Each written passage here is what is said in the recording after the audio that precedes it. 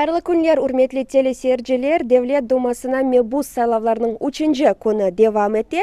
Вешімді біз Бақчысарай шәрінің 7 микрорайонында чалышамыз. Мында кечкен күнлері олғаны кыбы, ерлі сакинлер актив шекілде ве гузель, кейуф или өз рейіні бермек үшін келелер. Вешімді бізім янымызда сайлав комиссиясының азасы Мева Ханум Меметова болынмақта. Селам алейкум. Алейкум селам, хош келдіңіз. Насылсыныз, кейфлеріңіз гузель ма? Кейфлерім бек яқшы. Сау болың.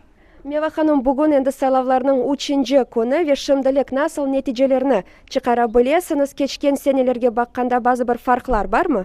Кечкен сенеге баққанда биыл бек чоқ біздің халық келді сайлауға. Сөзлерін берелер. Яғмыр яуғанына бақмайып, епсі саба ерте келіп башладылар.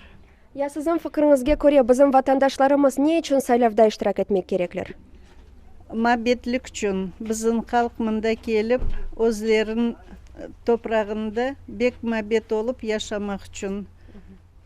Çok sağ olunuz Meva Hanım.